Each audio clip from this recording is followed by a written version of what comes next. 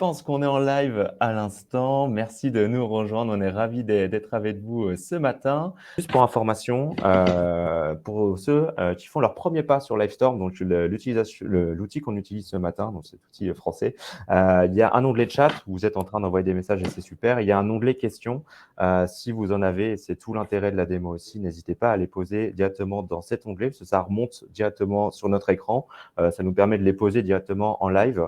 Et puis, vous avez aussi, en tant que participant, la possibilité de voter pour la ou les meilleures questions. Donc, c'est celle qu'on va pouvoir prendre en première. Donc, c'est plus facile aussi pour nous de connaître l'intérêt que vous avez pour la réponse en question. Voilà, ceci étant dit, on va peut-être se présenter pour cette démo. Donc, ce matin, on aura autour de la table Noémie, et je te laisserai te présenter un petit peu plus Bonjour juste à après. tous. On aura aussi de Civitime, on aura aussi Carlos d'Apiline et moi-même, Alban, qui est animateur, speaker pour ce matin. Carlos, on te laisse la main peut-être pour te présenter et nous dire 2-3 mots sur toi, puis sur Apiline juste après. Merci beaucoup Alban et Noémie. Carlos Cardozo, moi je suis un passionné du lean et du bon lean. Donc je suis un peu tombé dans la marmite il y a 25 ans là-dedans, au sein de l'alliance Renault-Nissan. Alors certains vont rigoler en disant il est tombé dans la marmite au sens propre et figuré d'ailleurs. Mais donc, il y a 25 ans au sein de l'alliance Renault-Nissan. Et j'ai pu, grâce à ça, en effet, me former sur beaucoup de techniques et méthodes pendant une bonne dizaine d'années. Un peu partout dans le monde, puisqu'on accompagnait Renault-Nissan sur l'ensemble des sites, mais aussi l'accompagnement de ses fournisseurs. Donc ça m'a amené en effet à voyager un peu partout, de l'Amérique du Sud à l'Asie, en Europe, au Maghreb et autres. Et donc pendant une dizaine d'années, j'ai beaucoup appris, on va dire, notamment au Japon aussi, sur toutes ces méthodes, toutes ces techniques du lean. Et puis au bout de 10 ans, je me suis aperçu quand même que derrière les outils et les techniques, il y avait aussi beaucoup d'hommes et d'humains finalement, et que les projets ne fonctionnaient pas que grâce à de la technique. Et donc je me suis beaucoup plus intéressé aux organisations finalement et à comment impliquer et embarquer les équipes dans ce type de projet-là. Donc je me suis formé au coaching et puis ensuite progressivement j'ai pu appliquer tout ça, j'ai pu me rendre compte que finalement j'avais envie de voler de mes propres ailes et donc quand j'ai eu 40 ans je me suis dit allez hop, on s'envole et on crée Apiline pour justement casser un peu les codes du lean. Et comme son nom l'indique, dans Apiline, il y a Happy. Je raconte toujours à peu près la même histoire. Certains qui m'écoutent l'ont peut-être entendu, mais au début, ça s'appelait vraiment H-A-2-P-Y. Et puis ma femme m'a dit un jour, si tu es vraiment lean, tu vires les lettres qui servent à rien. Et donc c'est devenu API, L-E-A-N, Apiline. Donc ce que je vais vous présenter maintenant. Donc Apiline fête ses 10 ans cette année.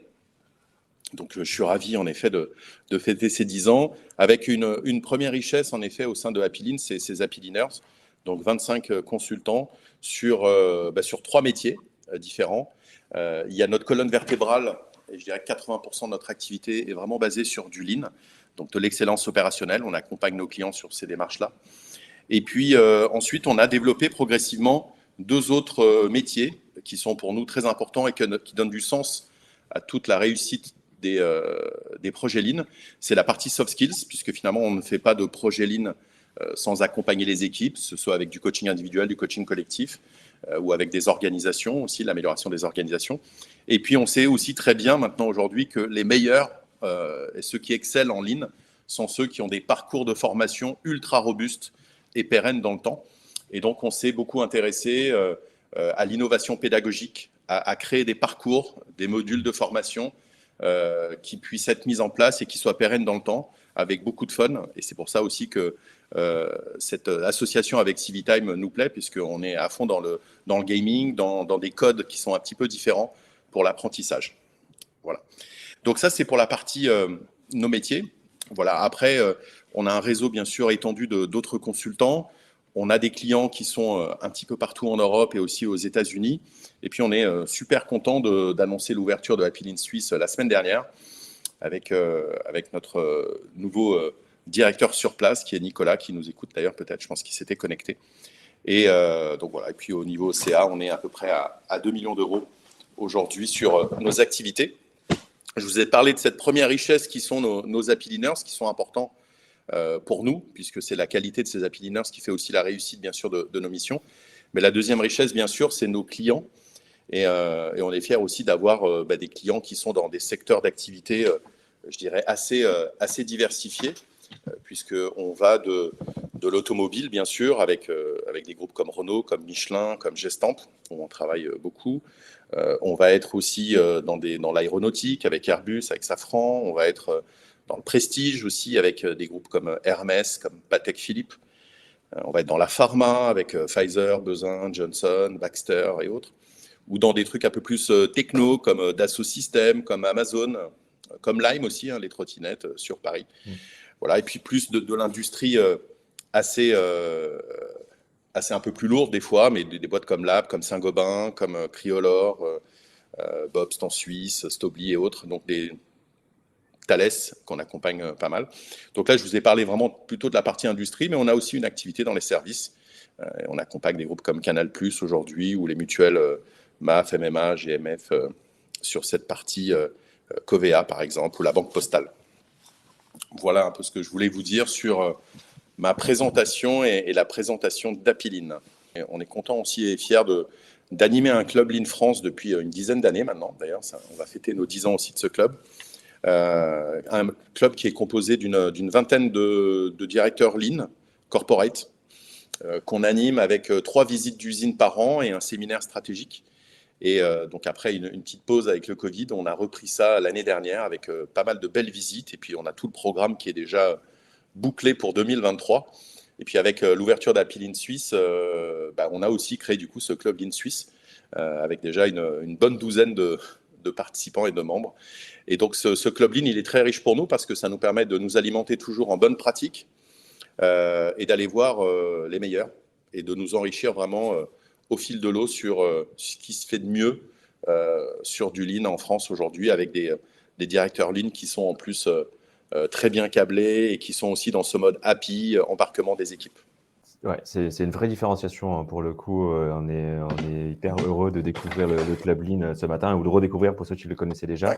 Ça, c'est super aussi. Ça te permet, comme tu le disais, d'aller découvrir les meilleures pratiques, et aussi d'aller, on va le voir tout à l'heure peut-être, parler de baromètre, et de connaître le pouls aussi de ce qui se fait sur le terrain, et de partager tout simplement les meilleures idées de chacun. Si vous cherchez des choses sur Internet, vous n'en trouverez pas forcément, parce qu'en fait, il y a vraiment cette volonté d'être ensemble, et on ne communique pas forcément à fond sur ces sujets-là. Donc vous allez retrouver peut-être des fois quelques posts, mais voilà, c'est vraiment un club assez privé, on va dire. Merci Carlos. Noémie, de ton côté, je te laisse la main. Oui, bonjour à tous. Moi, je suis donc Noémie Benatoui, je suis directrice clientèle chez Civitime. Et moi, mon rôle, du coup, c'est de m'assurer de la satisfaction de l'ensemble de nos clients tout au long du cycle de leur abonnement. On en parlera un petit peu plus tard. Donc, j'accompagne sur les réunions de cadrage, la gestion des plannings. Je vais accompagner aussi les clients sur la rédaction des contenus, le choix des univers de jeu.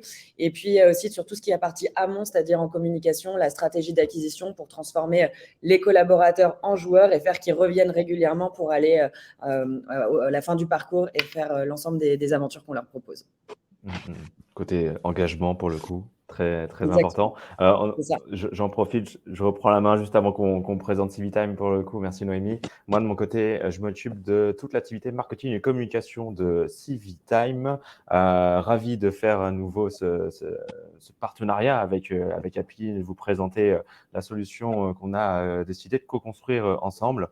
C'est vraiment la logique, et là, ça me permet de faire une transition de Civitime, qui est aujourd'hui une suite d'outils collaboratifs que vous voyez à l'écran, où en fait, à gauche, on va avoir tout plein d'experts, de thématiques, où on va justement on va être amené à rencontrer des experts comme Carlos aujourd'hui, pour se dire que finalement, on a besoin de ces contenus que l'on va mettre dans des contenants que vous voyez à droite. Donc, ça peut être des co-constructions, des jeux, des escape games, voilà, des coquilles vides, si j'ose les appeler. Et en fait, on va faire un choix entre la thématique qui est traitée et le contenant en question, et on va finalement les assembler ensemble dans un hub dont on vous parlera tout à l'heure. Et ça nous permet, nous, justement, de pouvoir sensibiliser et engager les collaborateurs dans la démarche RSE, parce que historiquement, Civitime, notre cœur de métier, c'est de l'engagement collaborateur dans ces démarches. RSE et Lean, on le verra, hein, de toute manière, je crois que c'est hyper lié aujourd'hui et hyper important. Et projet d'entreprise, de toute manière, ça en fait aussi partie.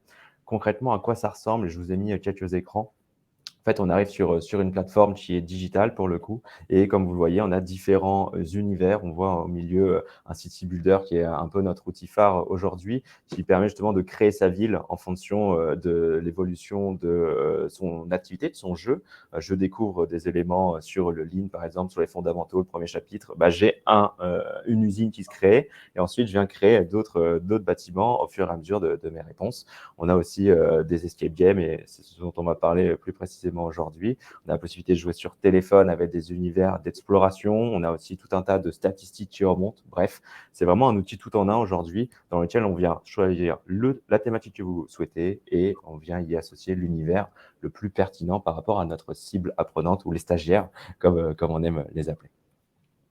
Voilà pour nous côté Civitime et plus personnellement, nous, on a à cœur aussi de s'intéresser à comment engager les collaborateurs en développement, pas forcément les compétences, mais dans un premier temps, les connaissances avant d'arriver à la formation. Il faut bien sensibiliser, c'est là où on se positionne aujourd'hui. Quelques références clients, je vais pas revenir dessus, Carlos, on a pas mal en commun d'ailleurs sur différentes industries. Nous, on va fêter nos 5 ans, on est deux fois plus jeunes qu'à Philippe pour le coup. Et on a 20 collaborateurs, on a fait une petite levée de fonds assez intéressante aussi cet été qui nous permet justement d'aller chercher de la création de nouvelles thématiques comme on le disait. Et on a été certifié B Corp, peut-être que c'est un label qui vous parle aussi, un label qui fait foi par rapport à nos engagements aussi environnementaux, sociaux, etc. Dont on est très fiers aujourd'hui. Ceci étant dit, pour nos présentations, au menu ce matin, on va parler du Lean moderne avec toi, Carlos.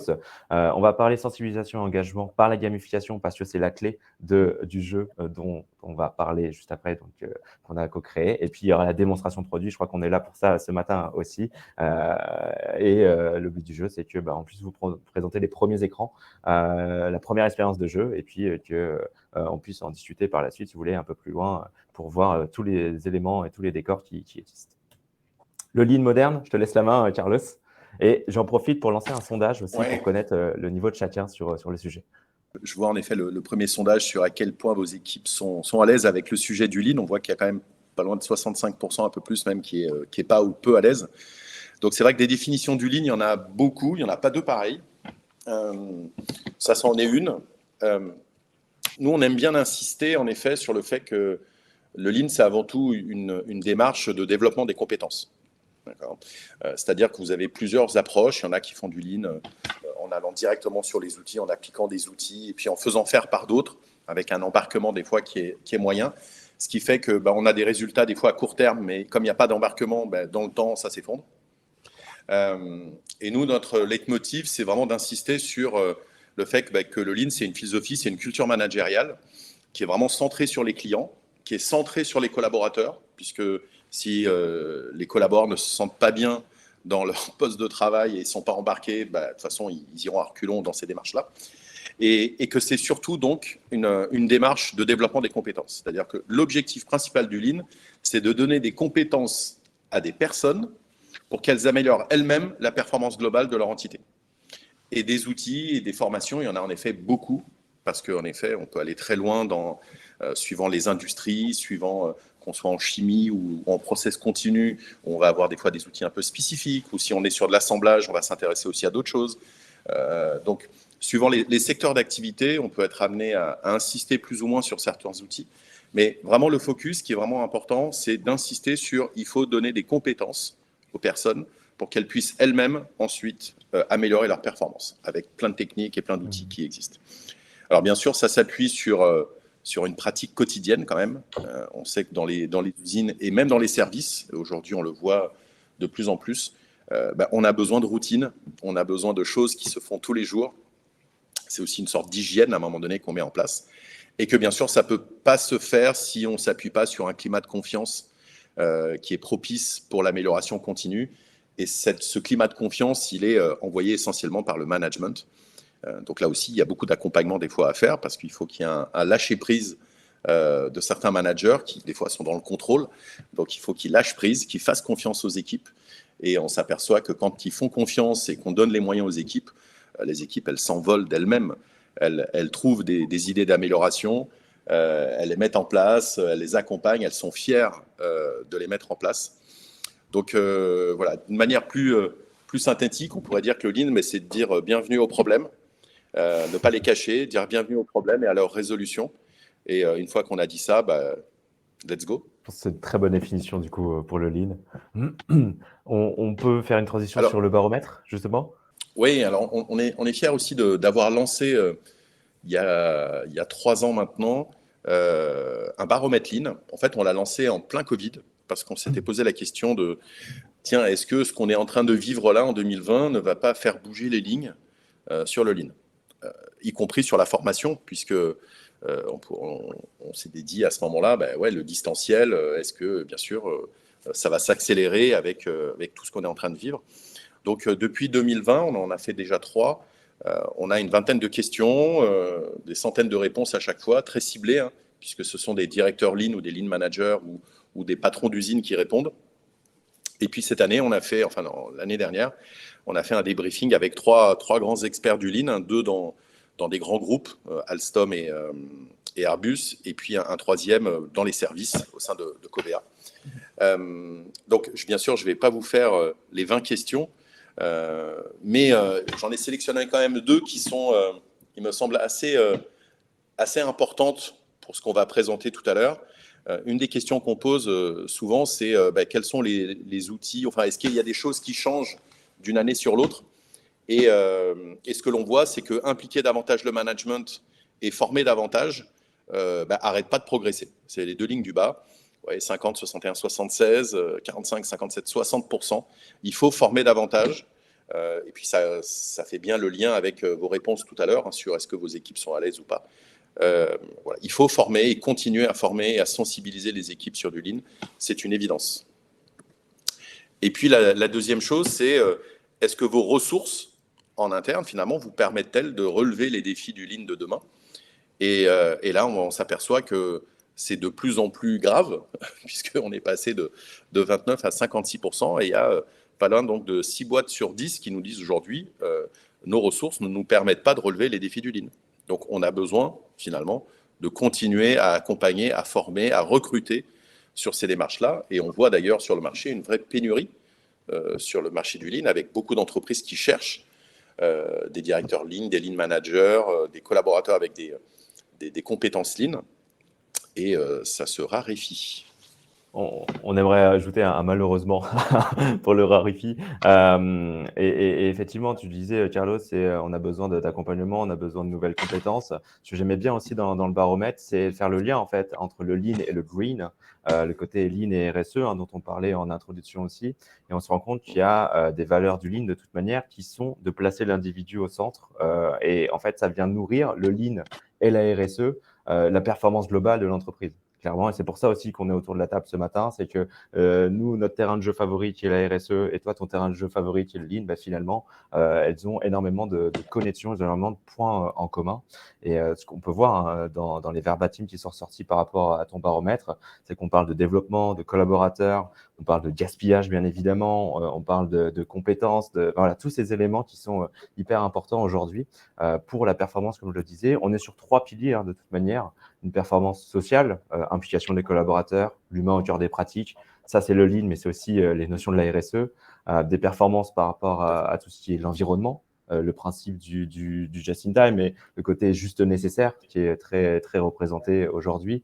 On réduit les gaspillages, on fait attention aux excès aussi. Voilà, tout ça, c'est au cœur du Lean et de la RSE et je trouve que ça a vraiment du sens pour nous aujourd'hui de proposer aussi bien aux Lean managers, aux directeurs d'usine, aux directeurs opérationnels ce genre de solutions qu'aux cellules RSE finalement et faire en sorte que ces 2 départements puissent mieux discuter demain ensemble pour que finalement cette performance globale soit issue du côté social, environnemental, mais aussi côté économique, bien évidemment, entre le Lean et la RSE. C'est un sujet, en effet, je pense qu'on a souffert pendant des années de manque de communication autour de l'impact du Lean sur la planète, finalement.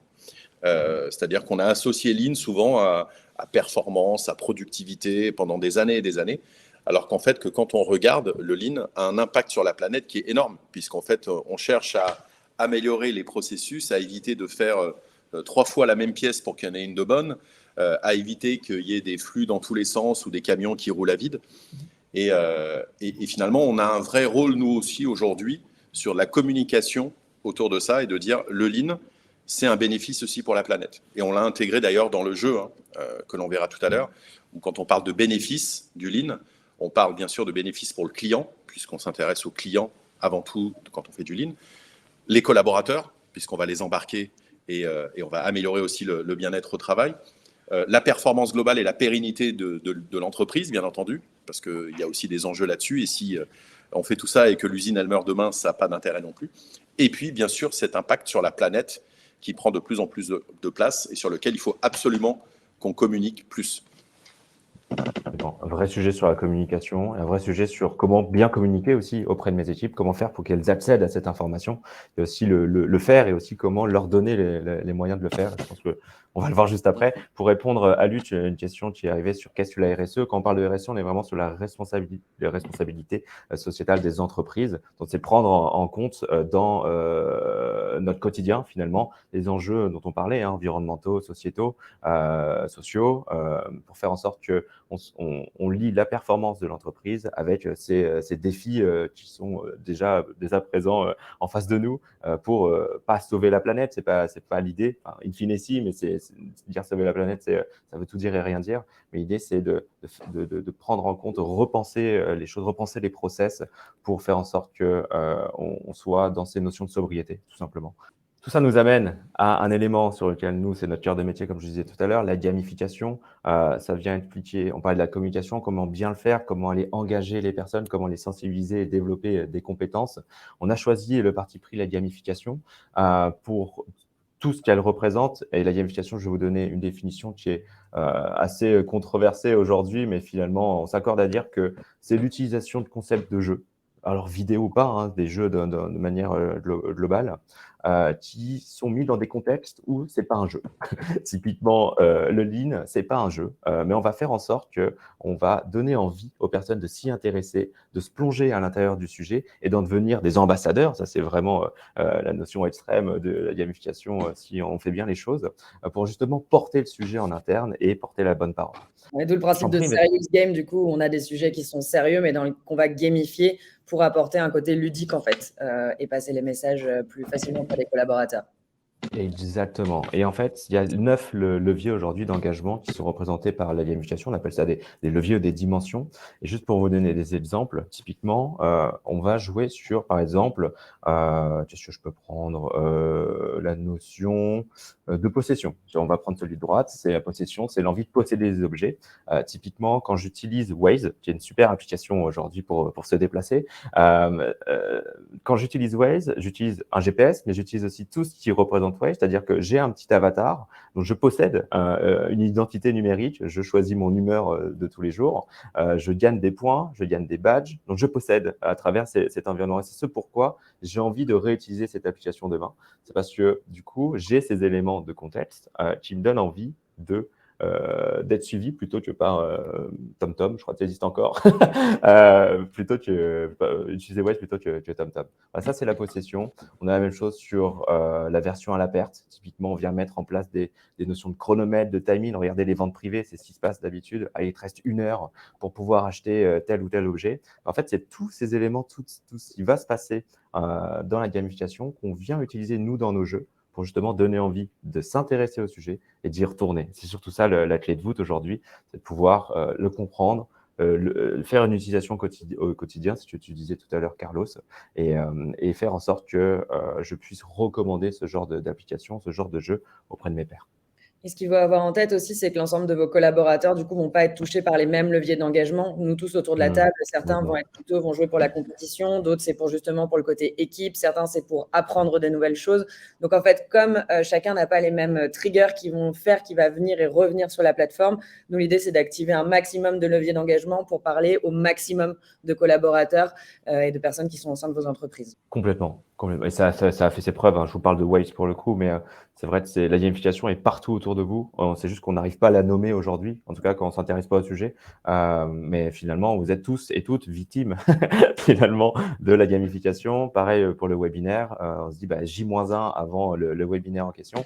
Il y a cette côté aversion à la perte. Il faut que j'arrive à me libérer pour écouter et découvrir la solution en tant que telle. je grossis le trait, mais c'est vraiment l'idée qu'il faut en avoir.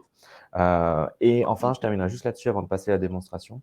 En fait, on va passer par plusieurs phases. On a travaillé côté Civitime quand on crée nos jeux avec des psychologues du travail qui viennent nous expliquer qu'il y a plusieurs phases à l'intérieur d'une entreprise et des individus qui la composent pour justement faire une transformation, accompagner cette transformation auprès d'une boîte. On passe par la phase de sensibilisation qui est la toute première, c'est comment je fais prendre conscience des enjeux à la personne sur un sujet en question. Donc, le côté sensibilisation est très important avant le développement des compétences dont on parlait juste avant. Il y a la phase d'adhésion, comment je le convainc de l'intérêt du projet. Et ça, je mets en place justement des solutions pour qu'ils puissent être sensibilisés et surtout jouer tous les jours, en tout cas découvrir le sujet jour par jour. Phase d'implication, je le rends acteur. Il n'est pas que collaborateur, il est collaborateur, acteur, parce qu'il va avoir un poids à jouer dans le développement de la transformation. Et il y a une phase de valorisation, et donc là, c'est le Graal, comme on disait tout à l'heure. Je crée un réseau d'ambassadeurs. Il vient encourager la promotion du sujet. Et là, typiquement, si le Lean est porté par une personne aujourd'hui en entreprise, c'est intéressant, bien évidemment, qu'un maximum de collaborateurs puissent, non pas forcément le porter, mais puissent en être acteurs demain pour justement pouvoir faire en sorte que toutes les strates de l'entreprise et tout le, comment dire, tous les… L'écosystème. L'écosystème. Prenons l'écosystème. Merci, Carlos. C'est tout l'écosystème en fait qui va être impacté et impliqué dans le Lean en question. Ceci étant dit, je laisse la main à Noémie juste pour peut-être une ligne, deux lignes dans l'univers Lean Factory. Exactement. Pour expliquer un petit peu comment on l'a pensé, donc comme le disait Alban, nous, notre mode de fonctionnement, c'est qu'on prend un contenu et qu'on va plugger dans un contenant. Aujourd'hui, on vous propose un produit donc clé en main qui peut être ajusté. On est parti sur le Lean Factory, du coup, donc dans un univers très industriel, mais comme le disait Carlos tout à l'heure, demain, si vous êtes plutôt dans un univers service, ça peut tout à fait être adapté, les décors peuvent changer, le storytelling peut changer. Donc, pour vous dire qu'aujourd'hui, on vous propose un produit fini, mais qui peut être tout à fait modulé en fonction des sujets, des besoins et de la profondeur des connaissances que vos collaborateurs ont déjà. L'idée, c'était d'être parti, et Carlos va parler un petit peu du canevas pédagogique, donc finalement du squelette du jeu qu'on vous propose, c'est qu'on est parti sur les b.a.-ba du Lean. Le Lean Kesako. Qu'est-ce qu'on met dedans dans le Lean? Un petit peu, en fait, ce qu'a expliqué Carlos tout à l'heure avec un peu plus de détails. L'idée, c'est de se dire qu'on va pouvoir s'adresser à des personnes que vous onboardez, par exemple. On va pouvoir s'adresser à des entreprises qui débutent dans le Lean. Voilà, on a différentes cibles auprès de qui ça peut parler. Et puis, demain, si vous vous dites « Ah ben non, mais nous, on est déjà bien avancé dans un process Lean, on a déjà sensibilisé nos collaborateurs, ils savent ce que c'est le Lean », et ben peut-être qu'en fait, on va partir sur de la customisation de contenu pour s'adapter vraiment à votre contexte et pouvoir aller plus loin dans la personnalisation. Voilà en quelques mots sur le produit. On va vous faire la démo juste après. Je vais laisser d'abord Carlos vous présenter un petit peu le squelette en fait, et je vous ferai une traduction gamifiée et graphique de ce produit. Voilà.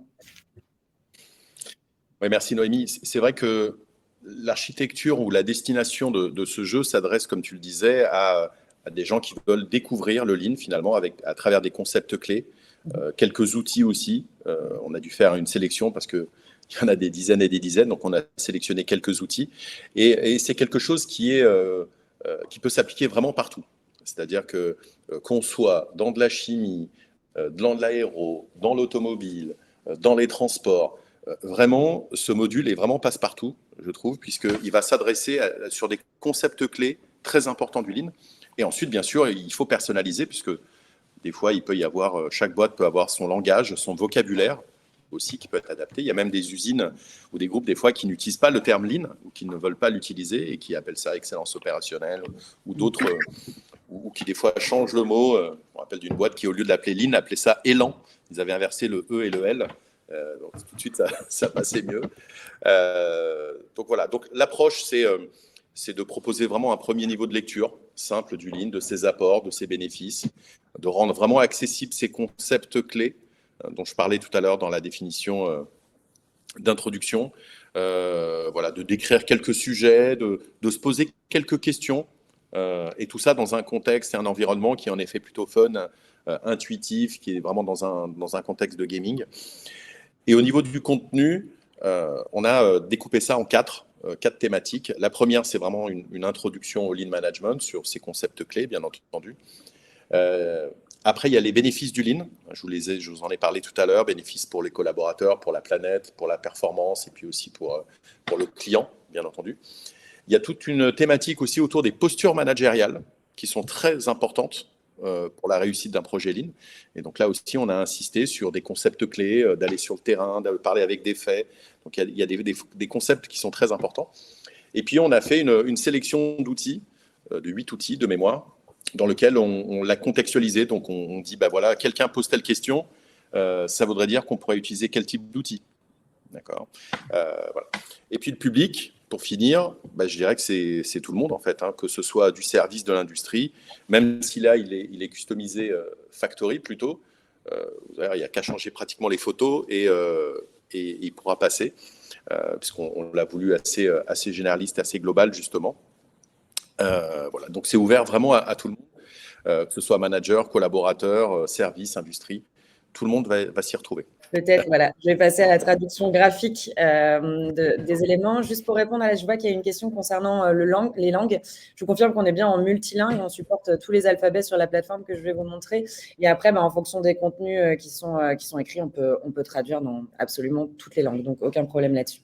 Bienvenue sur le Hub CiviTime. Donc là, la seule étape qu'il y a eu avant d'arriver sur cet écran, c'était me loguer, donc soit créer un compte, soit utiliser mon compte déjà existant. Et donc, on me propose d'accéder à mon parcours. Dans les leviers de gamification dont on parlait, je ne vais pas rentrer dans le détail trop, mais nous avons la notion dont parlait Alban d'avatar. Donc, on peut personnaliser son avatar, se créer toute une identité virtuelle avec différents éléments. On a également la notion de clan. Donc là, l'avatar, c'est j'ai vraiment mon identité. On a la notion aussi de clan, c'est-à-dire je rentre dans une équipe. Et donc, du coup, ma participation est importante parce que j'apprends, je participe pour moi parce qu'il y a un classement individuel, mais je vais aussi participer pour un groupe pour aller chercher une tête de classement, bien évidemment. Donc, on a tous ces leviers de gamification qu'on utilise, bien entendu. Et quand on arrive sur la plateforme, on va avoir ce qu'on appelle, nous, des épisodes. Donc, aujourd'hui, on en a un, c'est le Lean Factory. Demain, vous souhaitez passer par les 4 étapes dont parlait Alban, qui vont de la sensibilisation à la valorisation, etc., à l'adhésion. Et bien là, on pourra avoir plusieurs épisodes pour emmener vos collaborateurs de la base, des fondements en fait, du sujet et rentrer en profondeur petit à petit dedans.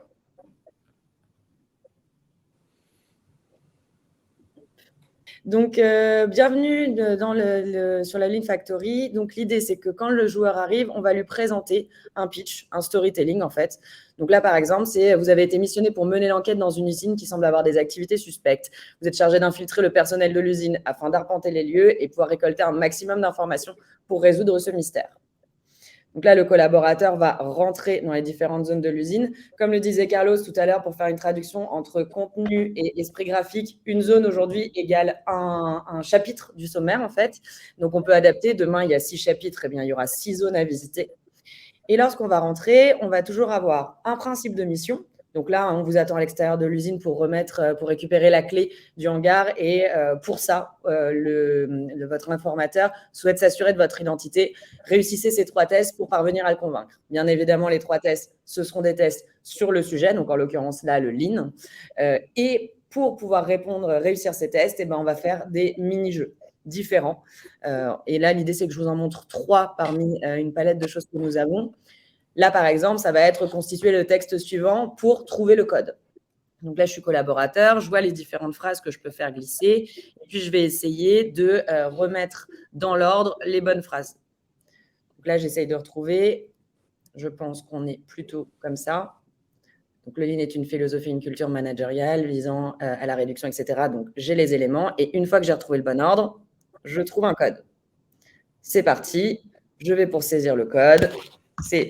Si je mets le mauvais code, je suis bloqué. Et donc, l'idée, c'est de bien trouver la bonne suite de lettres pour pouvoir passer à l'étape suivante. Comme on reste dans de la formation, en tout cas de la sensibilisation, l'idée, c'est toujours d'expliquer les choses. Donc, à chaque fois qu'on a un mini-jeu, on a aussi des explications qui disent « Ok, maintenant que vous avez réussi ou si vous n'avez pas réussi, voilà une explication pour aller plus loin et en apprendre plus sur le sujet. » Je continue. Donc, on a le type de glisser-déposer. On peut aussi avoir le principe du quiz. Le quiz où on va avoir différentes propositions. Là, si je réponds, alors celle-ci, c'est le Customer Centric, par exemple. Bonne réponse, toujours petite explication. Et à l'inverse, Si j'ai la mauvaise réponse, donc là, si je dis que le client se rapporte à l'entreprise, erreur, mais toujours explication quand même. On a toujours la barre de progression qui explique aux collaborateurs, joueurs, où il en est dans le jeu pour qu'ils puissent se repérer. Et sachez ça, on n'en a pas parlé tout à l'heure, mais que ce sont des jeux qui peuvent être quittés à tout moment et revenir. C'est-à-dire qu'on joue de façon tout à fait asynchrone. Si je veux consommer le contenu en une fois, je peux le faire. Si je veux consommer le contenu sur 10 fois, je quitte et je reviens plus tard. Donc ça, il n'y a pas de souci en fonction du temps de jeu en fait qu'on va caler.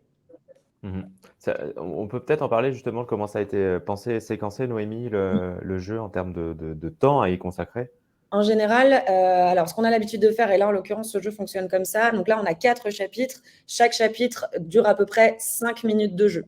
Donc on est sur une séquence de 20 minutes au total, si on veut le faire en entier, et puis on peut le faire en 4 fois 5 minutes par exemple. Donc ça c'est vraiment en fonction du besoin, du contexte aussi chez vous, des disponibilités de vos collaborateurs.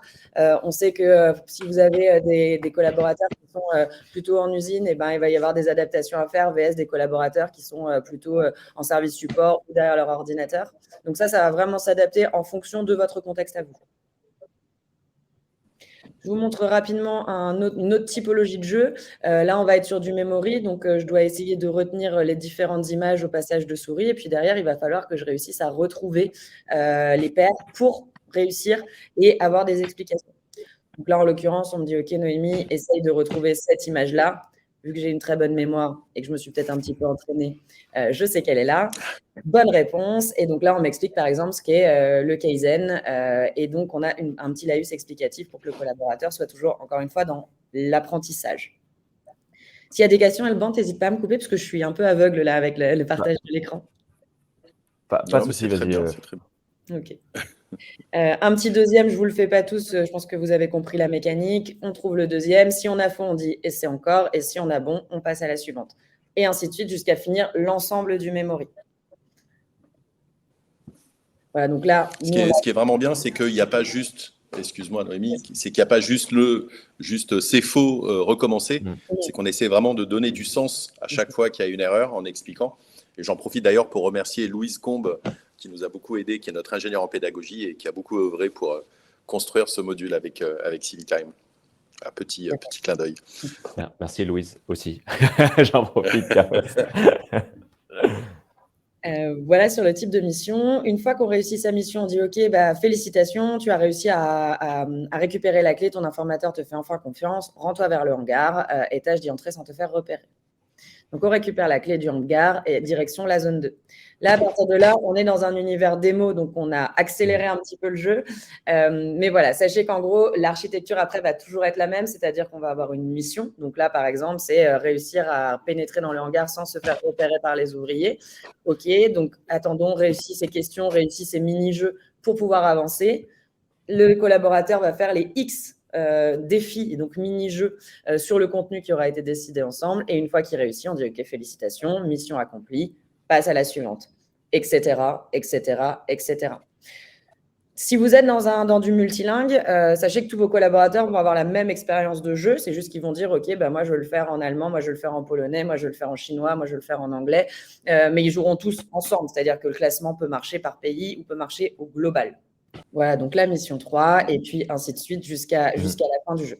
Donc voilà l'univers. Encore une fois, je tiens vraiment à répéter qu'on est sur un choix de jeu là du B à bas, on va dire. Qu'est-ce que le Lean ? Demain, vous voulez le faire, là on est en train de le faire pour un de nos clients actuellement, par exemple, qui a des sites usines et ils veulent faire jouer le top management sur certains sujets. Et ben on va intégrer leur fond d'usine à eux parce qu'ils souhaitaient le faire. On va personnaliser à leur couleur avec leur contenu. Donc on peut vraiment bouger tous les curseurs en fonction des besoins pour pouvoir répondre au mieux aux enjeux que vous avez à votre échelle à vous, aussi bien en industrie qu'en service. Donc, je continue à faire défiler pendant ce temps-là. Ouais, je pense que c'est hyper clair pour le coup. Ça nous permet d'avoir une vision assez macro de ce qu'on est capable de proposer en termes de mécanique, d'environnement aussi. Comme tu le disais, là, c'est un univers en particulier. On parlait tout à l'heure du City Builder, c'est aussi des choses qui peuvent être mis en place. Voilà, ce qui est intéressant, c'est vraiment d'avoir pu discuter du fond avec Appiline sur ses fondamentaux. Et demain, si on se dit on a besoin d'aller créer fondamentaux au niveau 2, qu'importe, voilà, on pourra aussi se remettre autour d'une table et pouvoir en rediscuter pour aller plus loin. La sensibilisation, c'est une très bonne première étape et c'est pourquoi on est autour de la table ce matin. Mais je pense qu'il y a beaucoup de choses aussi à faire en termes d'outils, en termes de démarches et autres dans l'accompagnement. C'est vraiment un sujet qui est très vaste pour le coup. J'en profite pour me faire le porte-parole de Samuel qui a posé une question sur comment s'assure-t-on que les collaborateurs passent du temps sur la plateforme. Ça me permettra de répondre ensuite à sa deuxième question. Donc, je ne sais pas si Noémie, tu peux… Oui, sur cette partie-là, en fait, c'est là où je vous disais, nous, notre travail chez Civitime, ce n'est pas juste de vous livrer des contenus avec des contenants, donc des sujets avec des jeux. C'est aussi de travailler toute la partie amont de communication sur la stratégie d'acquisition. On va s'adapter en fonction de vos besoins.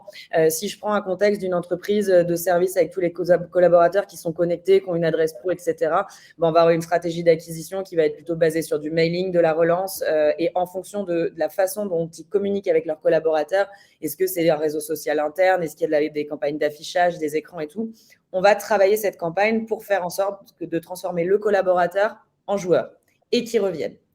Si on est dans un contexte plutôt industriel, par exemple, où potentiellement vous allez avoir d'autres enjeux, c'est-à-dire des collaborateurs qui vont plutôt être sur chaîne, qui vont pas forcément avoir d'adresse mail personnelle, etc., professionnelle, pardon. Là, on va adapter un peu le dispositif, c'est-à-dire qu'on va travailler avec un système de QR code, on va leur proposer de se connecter en scannant avec leur smartphone personnel, on va pouvoir installer des ordinateurs en salle de pause et faire des campagnes d'affichage pour les inciter à venir pendant leur pause, etc. Donc, toute la partie faire venir et faire revenir, ça, c'est vraiment quelque chose qu'on travaille avec vous. Ça fait partie du package Civitime et on l'adapte à votre contexte. Donc, ça répond à la question. Très bien. Et on sait dire, du coup, si une personne s'est connectée, s'il avance dans le jeu, on a ces informations-là. Tout à fait, on a un taux de et donc, du coup, ça vous…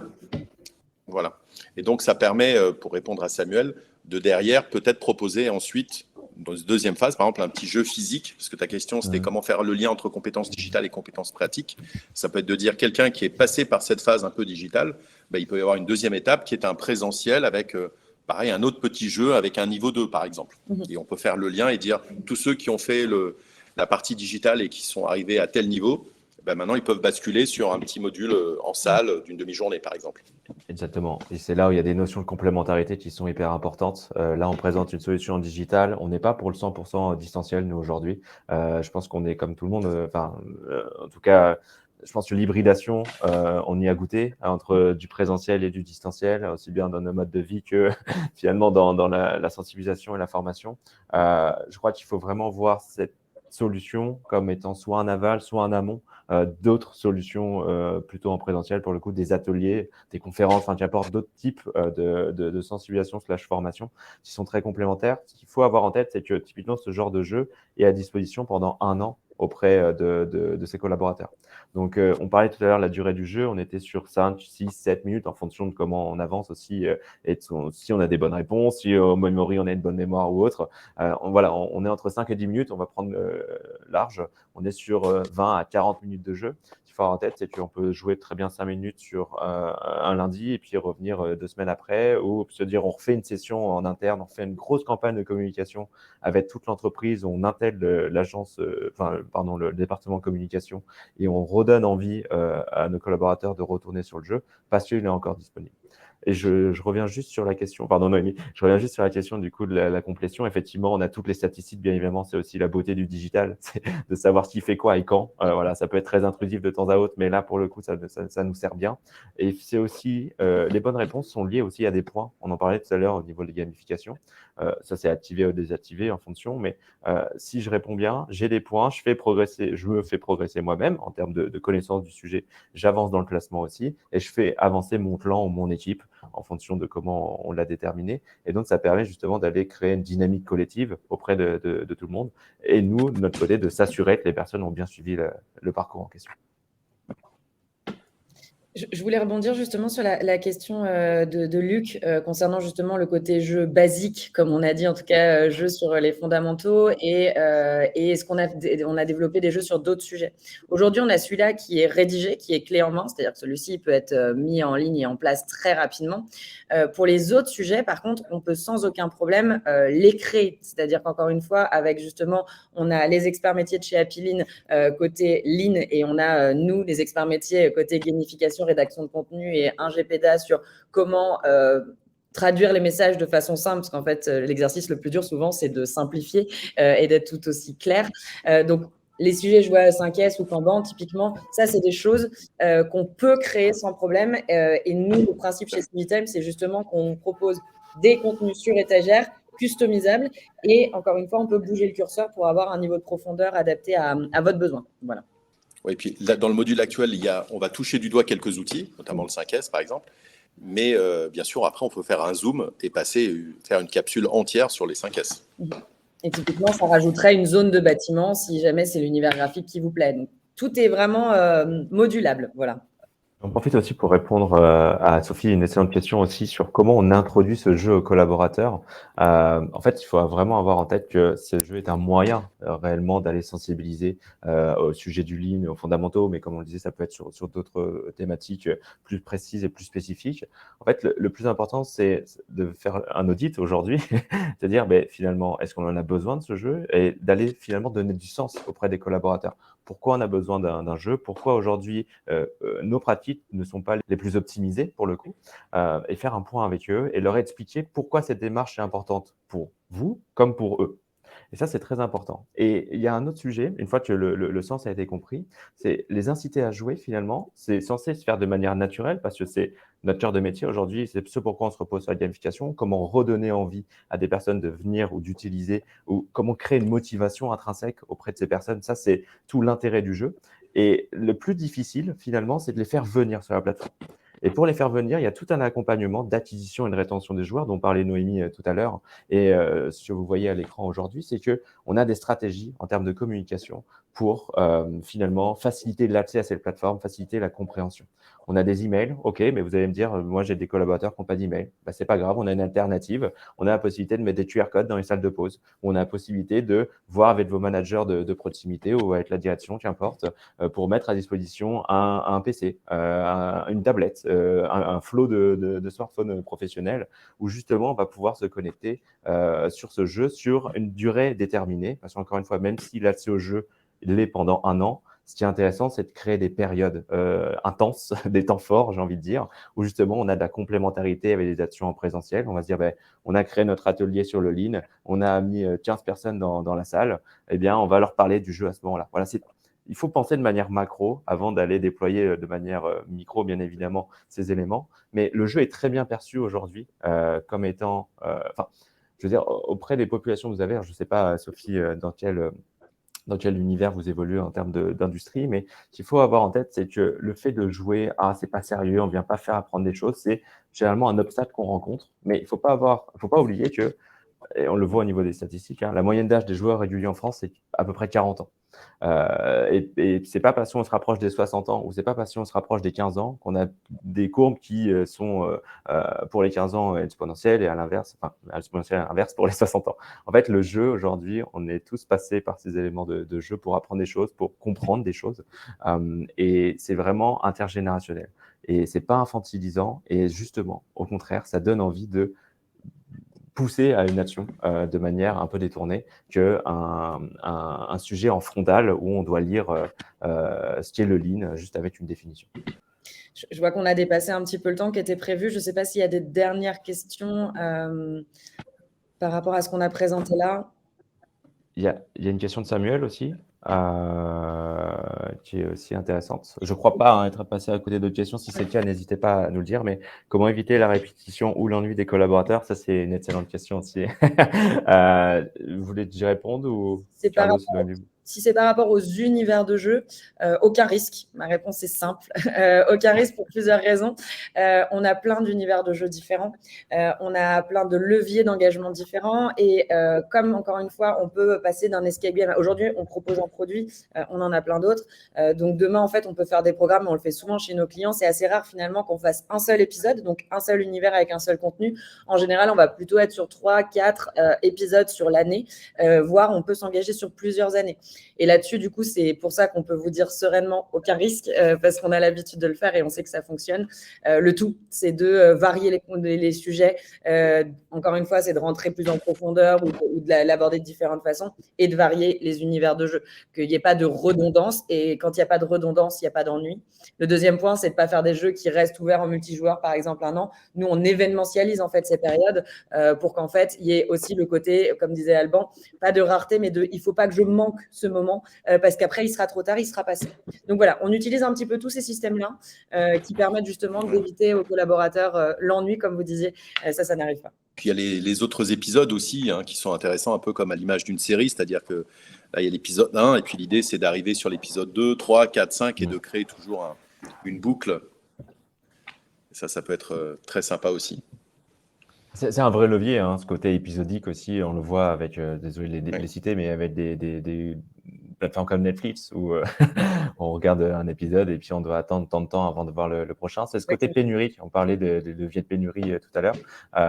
Ça en fait partie. Et cette attente incompressible où, tiens, si je reviens sur la plateforme, peut-être que l'épisode d'après sera débloqué. Quand on en arrive là, c'est parce qu'on a vraiment bien fait le job. On va pas se mentir non plus, d'aller créer cette envie d'aller sur la plateforme avant que le prochain épisode soit disponible. C'est des choses qu'on croise aujourd'hui. C'est pas la majorité des cas, bien évidemment, parce qu'on a tous plein de choses à faire dans nos journées. Mais le plus important, c'est de s'assurer que on n'ait pas un pic de consommation et puis ensuite plus rien. L'effet soufflé, c'est ce qu'il y a de pire aujourd'hui dans ces solutions, qu'elles soient en présentiel ou en digital. Le but du jeu, c'est de s'assurer une récurrence dans l'utilisation. Et comme tu disais très bien, Carlos, à nouveau, c'est d'avoir un nouveau geste quotidien, une nouvelle idée, une nouvelle pratique au quotidien qui va faire que cette répétition va nous aider à être toujours meilleur dans ce qu'on fait avec ses équipes. Je réponds aussi à une question sur le chat sur qu'il faut provoquer l'intérêt des collaborateurs, mais également des managers qui doivent y montrer de Cédric. Et c'est vrai que d'avoir un module peut-être même spécifique dédié aux managers et leur rôle dans une démarche Lean, ça aurait toute sa place. On a des jeux souvent pédagogiques où on fabrique des choses en flux et autres pour montrer le rôle des managers, mais on pourrait très bien imaginer aussi un module spécifique que pour les managers. Et puis, nous, dans la stratégie de communication aussi, on insiste toujours auprès de nos clients sur le fait, comme c'est marqué là, c'est que le middle management est une des clés, en fait. C'est-à-dire qu'on peut communiquer autant qu'on veut, mais à un moment, si on a quelqu'un son N+1 ou son N+2 qui en parle en réunion, qui revient dessus et qui dit « OK, tout le monde est dedans », etc., qui suit, forcément, ça aura un impact direct sur la participation. Je pense qu'après, le plus intéressant aussi, c'est de creuser le sujet, bien évidemment, aussi bien en termes de compétences métiers, d'expertise. Carlos est complètement à disposition. Nous, on l'est complètement aussi sur la solution en tant que telle avec comment j'embarque mes équipes. Ça, voilà. Mais je pense que le plus intéressant, c'est qu'on se mette tous ensemble autour d'une table et qu'on parle expertise et format. En fait, c'est un peu l'idée et de voir les solutions qui s'offrent à nous, soit sur ces fondamentaux, soit, comme on le disait tout à l'heure, sur votre propre démarche Lean, vos propres outils, sur mon niveau 2, au niveau de ma compréhension du Lean et le fait de vouloir embarquer, transformer en ambassadeur, pourquoi pas, mes collaborateurs. Non, moi je suis ravi de ce partenariat en effet, parce qu'on croit beaucoup aux jeux. On a beaucoup de jeux physiques, d'accord. On avait créé aussi des modules à distance, mais je crois beaucoup au gaming dans l'apprentissage finalement, et les neurosciences nous le montrent tous les jours un petit peu plus. Donc je pense qu'on a là en effet un super module pour embarquer, pour donner envie. Bien sûr, il faudra le compléter avec du présentiel, avec d'autres choses. On en a parlé tout à l'heure. Mais voilà, ce complément asynchrone, synchrone, avec des moments aussi où les gens peuvent travailler ensemble, je pense qu'il est fondamental. Et en ça, je suis super content et je remercie encore tous ceux qui ont contribué à la réalisation de ce jeu. Et à certains Happy Learners aussi qui ont fait des relectures attentives pour pas qu'il y ait de coquilles, et puis aux équipes de CiviTime. Donc merci à tous pour cet exercice. Et keep lean mindset. Et voilà. Parce que c'était Oh, un très beau mot de fin. merci beaucoup pour votre présence. Merci Noémie aussi pour la démonstration en live, pour cette première. Hein. C'est toujours très complexe pour le memory d'avoir des bonnes réponses. Hâte de pouvoir en discuter aussi avec des leaners, des happy leaners, si je peux me permettre, Carlos, par la suite, pour justement Bien faire en sûr. sorte que Lean et RSE trouvent aussi tout leur intérêt demain, aussi bien pour nous que pour le bien commun. Merci à tous. Merci à tous. Merci à tous. Bonne journée à vous. Bonne Et bon journée. appétit. Au revoir. Bonne journée à tous. Au Au revoir. revoir. Merci.